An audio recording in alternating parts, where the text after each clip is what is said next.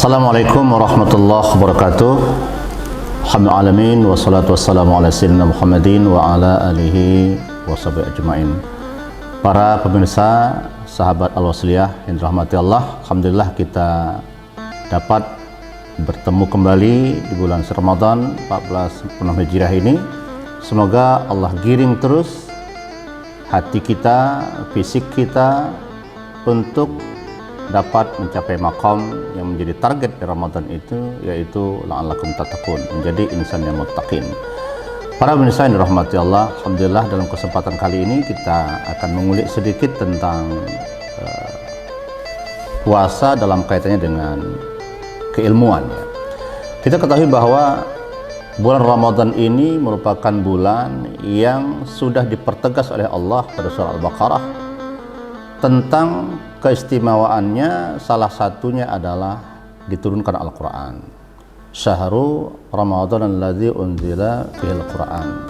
Nah, kita ketahui bahwa Al-Quran ketika diturunkan Allah di bulan Ramadan ini, ayat atau surah yang pertama diturunkan adalah surah Al-Alaq, dan ayatnya secara langsung itu bersentuhan dengan motivasi, petunjuk, perintah untuk kita menuntut ilmu, yaitu bismillahirrahmanirrahim, Iqra bismi rabbikal ladzi khalaq, khalaqal insana min 'alaq, Iqra wa rabbukal akram alladzi 'allama bil qalam 'allamal insana ma lam ya'lam. Nah, kata Iqra itu memang secara bahasa bisa diartikan membaca, bisa diartikan menghitung, menghimpun juga. Itu makna dari qiraah. Tapi yang populer dalam pemahaman para ilmuwan dan juga sudah umum bahwa kata qiraah atau bahasa tadi, perintah Iqra, itu adalah membaca. Nah, di sini kita bisa memahami bahwa erat sekali kaitan antara membaca, berilmu dengan Ramadan ini. Bahwa Ramadan sekali lagi adalah bulan yang menjadi momentum Allah memerintahkan kita untuk membaca, Allah memerintahkan kita untuk berilmu, dan ini terus-menerus menjadi sesuatu yang memang sangat inheren dalam ajaran Islam. Kita melihat bagaimana Rasulullah ketika mendapat tawanan dari kafir Quraisy Mekah yang tertawan di Madinah, salah satu syaratnya kalau mau dibebaskan mengajari anak-anak Muslim Madinah, atau mengajar anak-anak Madinah. Bagi mereka yang bisa mengajarkan ilmu, dan ini menjadi bagian dari tebusan untuk mereka bisa kembali ke Makkah Al-Mukarramah atau menebus status mereka sebagai tawanan. Nah, kemudian pada kurun-kurun berikutnya Allah SWT juga melalui firman Allah yang lain, yaitu pada surah At-Taubah 122, Allah tegaskan, wa ma kanal mu'minun liyanfiru kaffah walaula nafara min kulli firqatin minhum ta'ifah liyatafaqahu fid din wa liyunziru qaumahum idza raja'u ilaihim la'allahum yahdharun. Artinya apa? Ayat ini menjadi penegas ketika pada masa kurun berikutnya sahabat-sahabat mengetahui bagaimana nilai kebaikan dari orang yang jihad fisabilillah, ketika ada seruan jihad fisabilillah, berperang melawan orang-orang kafir yang akan mengalahkan, yang mungkin berpotensi mengalahkan umat Islam, ini sahabat-sahabat berduyun-duyun ingin perang jihad fisabilillah. Kenapa? Karena luar biasa ganjaran pahala, nilai dari orang yang mati syahid di medan jihad itu.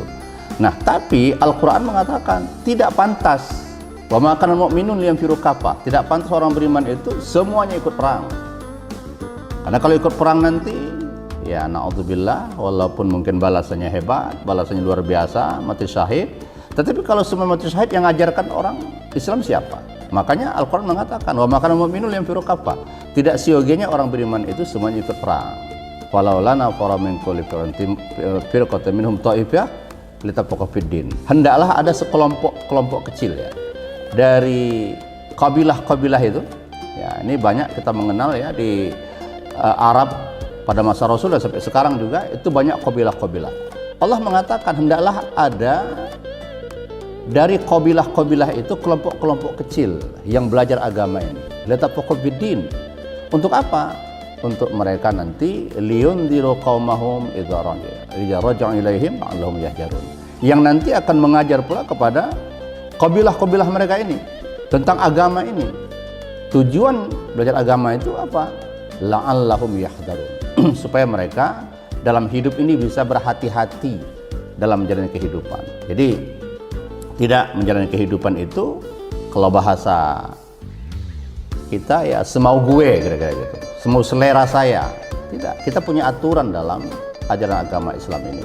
Mana yang halal, mana yang haram, mana yang baik, mana yang buruk, mana yang maksiat, mana taat, itu semua sudah diatur dalam konsep ajaran agama Islam. Dan ini tidak mungkin bisa kita laksanakan secara baik kalau ilmunya tidak ada. Makanya sekali lagi, korelasi antara Ramadan ini dengan pendalaman keilmuan cukup ketat, cukup luar biasa hubungannya. Sekali lagi saya katakan bahwa bulan Ramadan diturunkan Al-Quran, dan ayat Al-Quran yang pertama sekali turun adalah surah Al-Alaq, dimulai dengan kalimat Iqra, bacalah, dalami ilmu. Tapi jangan lupa, saudara para pemirsa, sahabat Al-Wasliyah yang rahmati Allah, membaca kita beda dengan membaca orang-orang di luar Islam. Membaca kita apa? Iqra bismi rabbikal ladzi khalaq.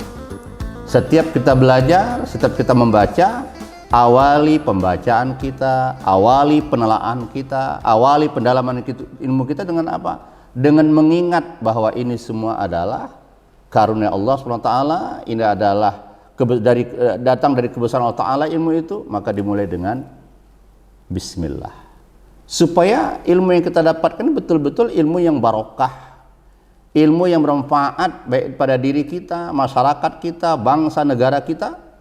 Dan ilmu yang barokah itu insya Allah akan terus kita dapatkan nilai kebaikannya, bukan hanya ketika kita hidup, tapi setelah kita meninggal dunia pun Allah akan berikan keberkahan itu kepada kita, sebagaimana sabda Rasulullah SAW, idza mata ibnu Adam inqata amaluh.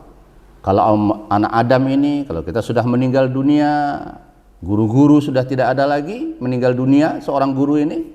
Nah, apa kata Rasulullah? Semua amal perbuatan orang meninggal itu terputus. Terputus dari apa? Terputus dari aktivitas tentunya. Tapi tidak bisa terputus dari nilai kebaikan, dari pahala untuk 3 kelompok, kata Rasulullah. Illa salas. Siapa itu? Yang pertama adalah orang yang memiliki harta, shadaqatun jariyah, yaitu orang yang memiliki harta dan bisa menyumbang hartanya, ini akan terus mengalir pahalanya, yang kita sebut dengan wakaf. Yang kedua adalah al-ilmu yang tafa'u bihi, ilmu yang manfaat. Maka kita ajarkan ilmu, apalagi bulan Ramadan ini, insya Allah satu kalimat bismillah yang kita ajarkan secara benar, fasohahnya bagus, tajwidnya benar, ya, makharijul hurufnya duduk. Nah, ini akan menjadi investasi akhirat yang luar biasa bagi orang yang berilmu. Dan yang ketiga adalah waladun soleh yadu'alah, yaitu anak soleh. Anak soleh ini juga tidak bisa kita terima, taken for granted, kecuali harus ya kita ajari dulu, baru bisa menjadi anak yang soleh yang akan mendoakan kita.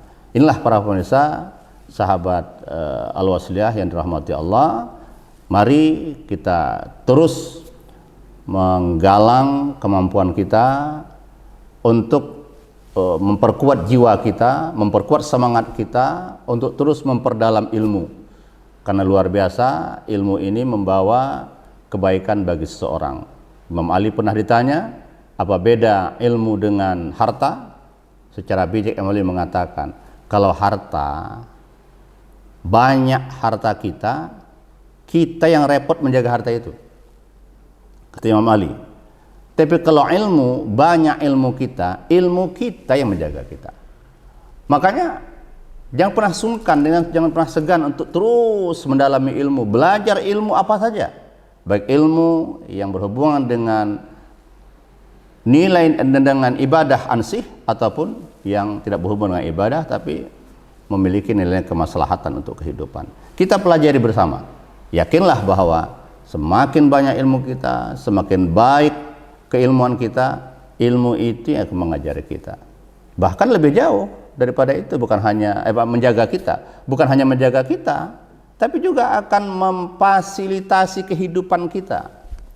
Ya, seorang guru, alhamdulillah, ketika dia mengajar, dia dapat rezeki dari mengajarnya, orang memuliakan dia, orang menjaganya, ya dia terjaga dan dapat harta dari ilmunya. Ini Masya Allah, para pemirsa dirahmati Allah. Oleh karena itu, sekali lagi mari kita perkuat keilmuan kita melalui momen Ramadan ini. Mudah-mudahan kita diberi Allah keberkahan dari ilmu yang kita pelajari tersebut. Nasrul minal qarib, abashir mu'minin. Assalamualaikum warahmatullahi wabarakatuh.